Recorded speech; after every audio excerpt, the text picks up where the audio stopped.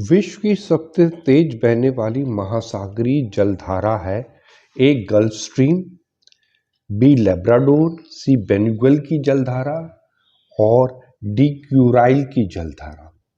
तो इसका जो उत्तर है वो क्या है? ए गल्फ स्ट्रीम की जलधारा। ये करीब करीब 72 माइल पर डे की स्पीड से ये जलधारा चलती है। इस मैप पे आप देखिए तो यहाँ पे ये जो फ्लोरिडा है, यहाँ से फ्लोरिडा की धारा आती है और यहाँ से एंटिलीज की धारा आती है। जब ये आपस में मिलती है तो कौन सी धारा बनती है? देखिए लिखा है ना गल्फ स्ट्रीम की। ये गल्फ स्ट्रीम की धारा बनती है, यही जो आगे जाके नॉर्थ अटलांटिक ड्रिफ्ट या धारा उत्तरी अटलांटिक प्रवाह बनती है। और ये जो पूरा बीच का क्षेत्र दे रहे इसी पे है, कौन सा है? सरगोस सागर, ठीक है। और इसको कोल्ड वॉल भी कहते हैं क्योंकि इसकी अपेक्षा इसकी जो धारा का तापमान कम होता है, इसके कारण इसको कोल्ड वॉल या ठंडी दीवार के नाम से भी जाना जाता है। निम्नलिखित में कौन सी महासागरीय जलधारा यूरोप का गर्म कंबल के नाम से लोकप्रिय है? ए बेनुगल की धारा, बी कैनारी की धारा, सी गल्फ स्ट्रीम की धारा और डी नॉर्वे की धारा। तो इसका उत्तर होगा सी गल्फ स्ट्रीम की धारा।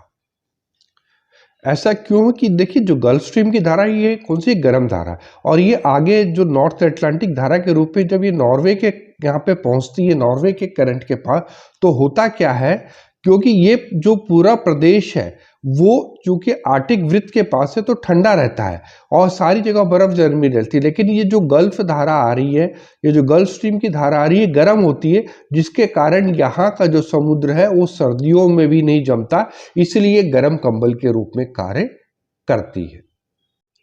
निम्नलिखित में किस जलधारा को क्रिसमस के बच्चे की धारा कहते हैं?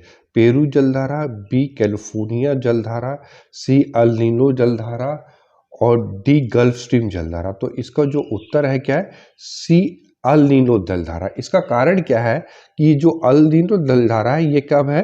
दिसंबर में प्रशांत महासागर पर जो पेरू जलधारा है, जिसको हम हम्बोल्ट की भी कहते हैं, की जगह बहती है। कारण है कि जो पेरू की जलधारा है, हम्बोल्ट की जलधारा है, क्या है? ठंडी जलधारा है। और इसके विरुद्ध एल नीनो की जलधारा क्या है? गर्म जलधारा है।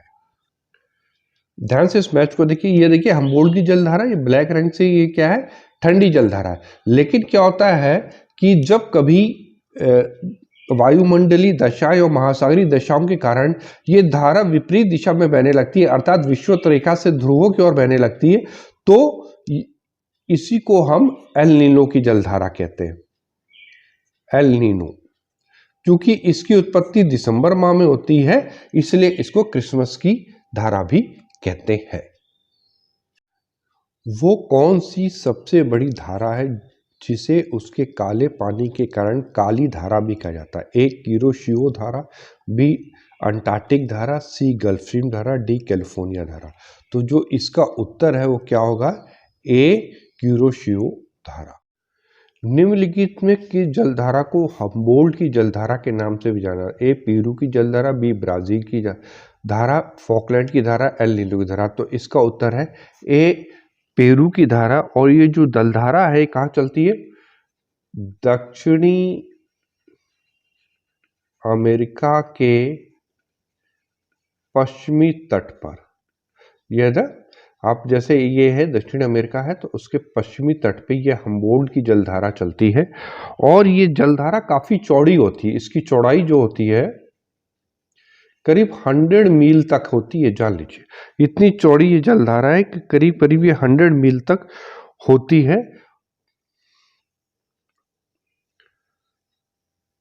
ये देखिए, ये लिखे ना हम्बोल्ट की धारा, ये दक्षिण अमेरिका का मैप है, ये हम्बोल्ट की जलधारा है, जिसको यहाँ देखो पेरू भी लिखा है, ये पेरू की जलधारा है। गर्मियों के मौसम में क्या होता है कि ठंडी जलधारा को कौन सी धारा रिप्लेस कर देती? मैंने बताया था एल नीनो। ध्यान रखिएगा, हम्बोल्ट की ठंडी जलधारा की ही जगह एल नीनो की गर्म जलधारा बहती है। वायुमंडल मुख्यतः गर्म होता है सूर्य की सीधी किरणों से, पृथ्वी के विकिरण से, पृथ्वी के अंदर की ऊष्मा से, पृथ्वी की गति के घर्षण से। तो देखिए ये सूर्य है और ये पृथ्वी, अर्थ, और ये वायुमंडल है। तो ध्यान रखिएगा जो वायुमंडल है वो पृथ्वी के विकिरण से ज्यादा गर्म होता है, ये इसको याद रखिएगा। सूर्य से आने की किरणों से नहीं, पृथ्वी के विकिरण से ज्यादा गर्म होता है। निम्नलिखित कौन सा गुण वायुमंडल की गैसों की बढ़ती मात्रा को दर्शाता है? तो ये सारी गैसें लिखी, यदि हम ध्यान से सीक्वेंस बना लें, नाइट्रोजन है 78.08%, इंपॉर्टेंट लिख लेते हैं। ऑक्सीजन है 20.9, ऑर्गन है 0.93, CO2 है 0.03, नियॉन है 0.0018 और ओजोन की मात्रा है, ठीक है, 0.000004। तो इसमें से सीक्वेंस से देखा जाएगा तो कौन सा बढ़ती गैस है? नाइट्रोजन इसमें पहला है, फिर ऑक्सीजन है, कार्बन डाइऑक्साइड, ओजोन है, तो बी वाला उत्तर बिल्कुल सही है। निम्नलिखित कौन सी गैस ग्रीन हाउस के लिए उत्तर? ए क्लोरीन, बी कार्बन डाइऑक्साइड, सी ऑक्सीजन, डी हाइड्रोजन। तो इसका उत्तर क्या होगा? इसका उत्तर होगा ए क्लोरीन, इसका बिल्कुल सही उत्तर होगा। सूर्य की तीव्र किरणों द्वारा झुलसने से वायुमंडल कौन सी गैस हमारी रक्षा करता है? A oxygen, B nitrogen, C ozone, D argon. तो इसका उत्तर होगा सी ओजोन। ये जो ओजोन गैस है वो समताप मंडल में 20 से 35 किलोमीटर की ऊंचाई पर पाई जाती है। मनुष्य द्वारा क्लोरोफ्लोरोकार्बन की अधिकता के उपयोग के कारण ओजोन जो परत है उसमें छिद्र हो रहा है, और इसकी खोज जो की गई थी 1984 में, कहां पे हुई थी? अंटार्कटिका महाद्वीप के ऊपर हुई थी। अंटार्कटिका महाद्वीप के ऊपर हुई थी। और किसने इसकी खोज की थी? देखिए इसकी खोज की थी जोसेफ फॉरमैन कहेंगे हम जिसको, जोसेफ फॉरमैन, बी गार्डिनर व जे शंकलिन ने की थी। इसकी खोज की थी जो अंटार्कटिका महाद्वीप के ऊपर ओजोन छिद्र है। ओजोन को बचाने के लिए 1987 में कौन सा आया था प्रोटोकॉल? मॉन्ट्रियल। ये कहाँ? कनाडा में है, जिसको कहते हैं मॉन्ट्रियल प्रोटोकॉल, 1987 में। उसके बाद 2016 में एक और समझौता हुआ था कि गाली समझौता। ये दोनों किससे है? ये ओजोन परत से दोनों रिलेटेड है, बिल्कुल ध्यान रखिएगा इसको। पृथ्वी के वायुमंडल में पाई जाने वाली निम्नलिखित गैसों का स्थायी अवरोही क्रम। तो अब तो याद हो गया, नाइट्रोजन कितना है? 78.08, ऑक्सीजन कितना है? 20.95 है। फिर तीसरा है कार्बन डाइऑक्साइड, हम लोग अभी इसमें इसी के सीक्वेंस से 0.038 है। फिर ऑर्गन हम लोगों ने पढ़ा था, ऑर्गन कितना है? 0.93 है। और ये लास्ट वाला जो इसमें एक नया वर्ड आ गया था नियॉन, जिसके बारे में हम लोगों ने पढ़ा था थोड़ा सा, एनी कहते हैं इसका जो फॉर्मूला, इसका है 0.0018। तो यदि इस सीक्वेंस से देखा जाए तो सबसे पहले नाइट्रोजन है, तो 1 नंबर सब में है। दूसरा है ऑक्सीजन नंबर पे, तो 3 नंबर ये हो गया, तो 4 नंबर कम हो गया। उसके बाद क्या है? उसके बाद कौन सा होगा? CO2 होगी कि ऑर्गन होगा? उसके बाद ऑर्गन की मात्रा आएगी, है ऑर्गन क्या? ऑर्गन 4 नंबर ये आएगी, और उसके बाद CO2 आएगी, फिर नियॉन होगी। तो इसका उत्तर कौन सा होगा? इसका उत्तर सी वाला बिल्कुल सही होगा। 11th क्वेश्चन, सूर्य के संगठन में सहायक गैस है oxygen, carbon dioxide, helium, oxygen, helium, nitrogen, hydrogen, helium. ये वाला प्रश्न हम लोगों ने पिछली बार भी किया था। दूसरे रूप में क्या था? इसका उत्तर है हाइड्रोजन और हीलियम। हाइड्रोजन कितने था? हाइड्रोजन कितने प्रतिशत थी? करीब 71% के करीब थी, और हीलियम 27% के करीब पाई जाती है। सूर्य के मध्य भाग को क्या कहा जाता है? स्ट्रेटोस्फियर, स्पेक्ट्रम, प्रकाश मंडल और स्थल मंडल। तो इसका उत्तर है सी, प्रकाश मंडल। इसको इंग्लिश में कहा जाता है फोटोस्फेयर। फोटोस्फेयर। और इसका जो तापमान है और करीब करीब कितना होता है? 5500 डिग्री सेंटीग्रेड के करीब पाया जाता है। 13th क्वेश्चन, पृथ्वी के भ्रमण की गति क्या है? 27 किलोमीटर प्रति मिनट, 39.5 किलोमीटर प्रति मिनट, 31 किलोमीटर प्रति मिनट या 25 किलोमीटर प्रति मिनट। तो जो इसका उत्तर है क्या है? ए, 27 किलोमीटर प्रति मिनट के हिसाब से घूमती है। इसमें दो तीन चीजें याद रखिएगा।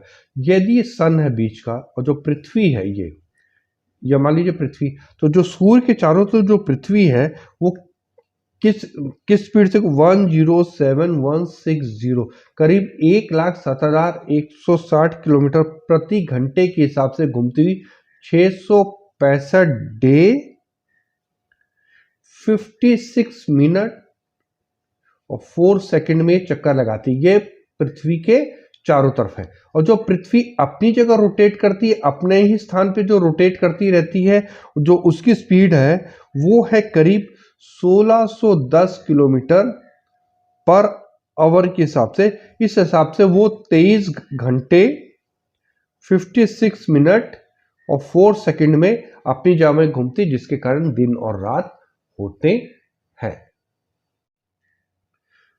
सूर्य की परिक्रमा तो पृथ्वी सूर्य से अधिकतम दूरी पे किस महीने पे होती है? ये मान लीजिए सन है और ये पृथ्वी घूम रही है ना यहाँ पे, तो सबसे दूरी कब होती है? किस दिन पे? जुलाई में, 4 जुलाई को। इसको हम क्या कहते हैं? अपसौर कहते हैं। अभी पढ़े थे ना हम लोग इसको पढ़े थे कि नहीं हम लोग? इसको क्या कहा जाता है? अपसौर। अब और यहां पे होती है उपसौर। ये होता है 3 जनवरी को, जिस दिन, है ना? तो अब 4 जुलाई 3 जनवरी को, अब ये प्रश्न आपके मन में उठेगा कि जब पृथ्वी और सूर्य के बीच 3 जनवरी को सबसे अधिक कम दूरी होती है तो सर्दी क्यों पड़ती है? तो इतना जान लीजिएगा कि जब पृथ्वी और सूर्य के बीच न्यूनतम दूरी होती है तो नॉर्दर्न हेमिस्फीयर में जितनी सर्दी पड़नी चाहिए उससे 7% कम सर्दी पड़ती है, और सदर्न हेमिस्फीयर में जितनी गर्मी पड़नी चाहिए उससे 7% अधिक पड़ती है। याद रखिएगा, 7%। ठीक है। और इसके विपरीत जो जुलाई में है, जुलाई में क्या होगा? नॉर्दर्न हेमिस्फीयर में जितनी गर्मी पड़नी चाहिए वो उससे 7% कम पड़ती है गर्मी, और जो दक्षिणी गोलार्ध में है वहां 7% अधिक सर्दी पड़ती है। तो बस याद रखिएगा कि जनवरी में जब सूर्य और पृथ्वी की न्यूनतम दूरी होती है तो उस वक्त उत्तरी गोलार्ध में जितनी ठंड पड़नी चाहिए उससे 7% कम ठंड पड़ती है, और दक्षिणी गोलार्ध में जितनी सर्दी पड़नी चाहिए उससे 7% अधिक सर्दी पड़ती है। और इसके विरुद्ध 4 जुलाई में जो अपसौर की स्थिति आती है, एफिलियन की, जब सूर्य और पृथ्वी के बीच सबसे अधिक दूरी होती है, करीब 152 मिलियन किलोमीटर की दूरी पे होती है, 15.2 करोड़ किलोमीटर। तो उत्तरी गोलार्ध में जितनी गर्मी पड़नी चाहिए उससे 7% कम गर्मी पड़ती है, और दक्षिणी गोलार्ध में जितनी सर्दी पड़नी चाहिए उससे 7% अधिक सर्दी पड़ती है। इसको बिल्कुल आप याद रखिएगा। तो इसका उत्तर क्या होगा? सी, जुलाई। 15वां प्रश्न, तारे पूर्व से पश्चिम में किस कारण ज्यादा दिखाई देते हैं? पूरा ब्रह्मांड पूर्व से पश्चिम की ओर घूम रहा है, पृथ्वी सूर्य की परिक्रमा कर रही है, पृथ्वी पूर्व से पश्चिम को और घूम रही है, पृथ्वी पश्चिम से पूर्व की ओर घूम रही है। तो पृथ्वी किस दिशा में घूमती? पश्चिम से पूर्व। तो इसका उत्तर क्या होगा कि तारे हमें क्यों ज्यादा दिखाई देते हैं? क्योंकि पृथ्वी पश्चिम से पूर्व दिशा की ओर घूम रही है। टाइफून नामक चक्रवात कौन से क्षेत्र में होता है? ऑस्ट्रेलिया, चीन सागर, पश्चिमी द्वीप समूह और उपयुक्त। तो ये है चीन सागर में। ऑस्ट्रेलिया में कौन सा होता है? जल्दी बताइए आप लोग। ऑस्ट्रेलिया में होता है विलीज, है ना? विलीज चक्रवात का नाम है। चीन सागर में तो टाइफून है, और पश्चिम द्वीपों में हरिकेन। ठीक। सूची को सूची 2 के साथ सम्मिलित कीजिए। उष्णकटिबंधीय चक्रवात, ये अलग अलग नाम दिए हैं और किन देशों में इनकी उत्पत्ति होती है? तो उसका उत्तर बी वाला बिल्कुल सही है। चक्रवात भारत में, प्रभंजन संयुक्त राज्य अमेरिका में, टाइफून पूर्वी एशिया में और विली विली ऑस्ट्रेलिया में। तो बी वाला उत्तर बिल्कुल इसका सही है। प्रति चक्रवात की विशेषता, तापमान में वृद्धि, तेज पवन, स्वच्छ आसमान, तीव्र हवा। देखिए प्रति चक्रवात क्या होता है, ये हाई प्रेशर बेल्ट होता है और ये लो प्रेशर होता है। तो इसका क्या मतलब है, यदि ये नॉर्दर्न हेमिस्फेयर में है तो यहाँ पे घड़ी की सुई के अनुकूल हवाएं चलती हैं। तो इसका मतलब हवाएं, घड़ी कैसे चलती है, ऐसे चलती है। तो हवाएं कैसे चलेंगी इसमें, अंदर से बाहर की तरफ, अंदर से बाहर की तरफ, घड़ी की सुई की तरह इस तरह ये चलेंगी हवाएं। ठीक है, ये लो प्रेशर है, ये हाई प्रेशर है, लो प्रेशर है। तो यहाँ पे क्या उत्तर होगा, स्वच्छ आसमान होगा, क्योंकि प्रति चक्रवात की में वर्षा नहीं होती, इसलिए आसमान बिल्कुल साफ होता है। प्रति चक्रवात में वायु दाब कहाँ अधिक होता है, केंद्र में, क्योंकि फिर से देख लीजिए, क्योंकि हवाएं क्या है, हाई प्रेशर से लो प्रेशर की तरफ चलती हैं। तो यदि यहाँ हाई प्रेशर होगा, बाहर की तरफ लो प्रेशर होगा, तभी तो हवाएं केंद्र से बाहर की तरफ चलेंगी, है ना, इस तरह। तो इसका उत्तर ए वाला बिल्कुल सही है। 21, निम्नलिखित में कौन एक युग्म सम्मिलित नहीं है, राउरकेला जर्मनी, भिलाई पूर्व USSR, C Durgapur UK, D Bokaro USA. मैंने क्या बताया था आपको स्टार्टिंग में, बी से बोकारो, बी से भिलाई, किसने स्थापित किया था, रशिया ने। तो इसका उत्तर तो बहुत क्लियर है, डी बोकारो। राउरकेला जो जर्मनी की स्थापना से की गई थी, ये कब की गई थी, 1959 में। जो भिलाई की स्थापना की गई थी 1955 में। दुर्गापुर भी 1959 में लगाया गया था। और ये यूएसए ना होकर पूर्व सोवियत संघ से रूस के साथ बोकारो स्टील प्लांट की स्थापना की गई थी 1964। 22वां प्रश्न, ये फिर से एक बार रिपीट हो गया है, लेकिन इसको हम कर लेते हैं कि आपकी याददाश्त कितनी तेज है।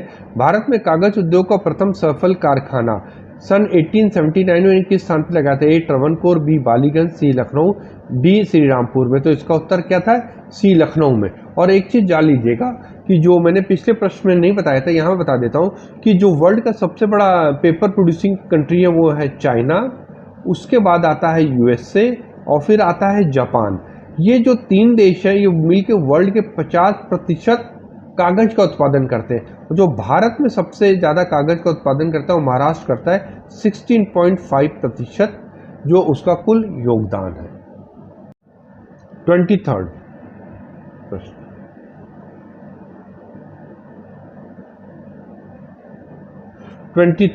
सूची 1 को सूची 2 से सम्मिलित कर दे। सूची 1 में क्या है कि कौन किस नाम से जाना जाता है, ये शहर इसमें दिया है। पूर्व का बोस्टन कोयम्बटूर, सूती वस्त्र उद्योग की राजधानी अहमदाबाद, उत्तर भारत का मैनचेस्टर कानपुर, दक्षिण भारत का मैनचेस्टर मुंबई। तो जो पूर्व का बोस्टन है किसको कहते हैं, यदि हमको 1-2 प्रश्न भी याद रहेगा तो हम बहुत आसानी से इनको कर लेते हैं। जो सूती वस्त्रों की राजधानी किसको कहते हैं हम, बताइए जल्दी से।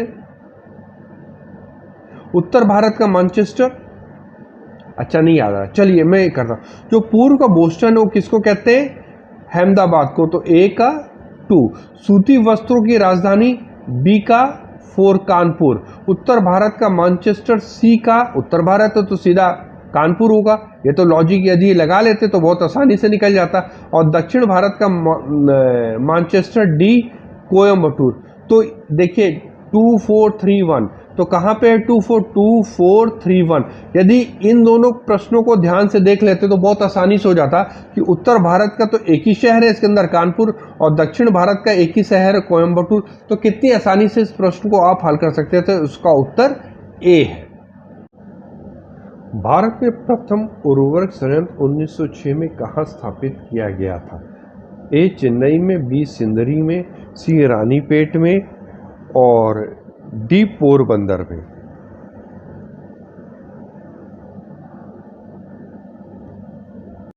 तो इस प्रश्न का उत्तर है सी रानीपेट में, है ना। 1906 में रानीपेट पे लगाया गया था। यदि हम वर्ल्ड के संदर्भ में देखें तो विश्व में जो सबसे ज़्यादा फर्टिलाइजर का उत्पादन करता है, नंबर 1 पे चाइना है, फिर यूएसए है और फिर इंडिया है। इंडिया वर्ल्ड का तीसरा सबसे बड़ा प्रोड्यूसर है, लेकिन सेकंड सबसे बड़ा कंजप्शन है, मतलब सबसे अधिक कंजप्शन ये करता है। और भारत में गुजरात अकेले देश का 25% उर्वरकों का उत्पादन करता है। और 1951 में, ध्यान रखिएगा, 1951 में कहाँ पे, झारखंड के सिंदरी में किसकी स्थापना की थी? Fertilizer Corporation of India, Fertilizer Corporation of India की स्थापना की गई थी। निम्नलिखित में किस राज्य में पेट्रो रसायन उद्योग के लिए आदर्श दशाएं? ए गुजरात, बी महाराष्ट्र, सी तमिलनाडु और पश्चिम बंगाल, डी उत्तर प्रदेश। तो इसका उत्तर बहुत आसानी से मिल जाएगा, ए गुजरात। क्यों? क्योंकि गुजरात मध्य पूर्व, ये जो गुजरात है वो क्या है, मिडल ईस्ट, यहाँ पे सऊदी अरब, ईरान, इराक आदि से बहुत पास में है यदि अन्य क्षेत्रों की तुलना में देखें। और यहाँ पे रिफाइनरी भी स्थापित है। इसके अलावा ये देश का एक बड़ा तेल उत्पादक राज्य भी है, जिसमें लानोस, कालोल आदि क्षेत्रों में तेल का उत्पादन किया जाता है। तो इस उद्योग के लिए सबसे जो आदर्श स्थान है वो गुजरात ही है।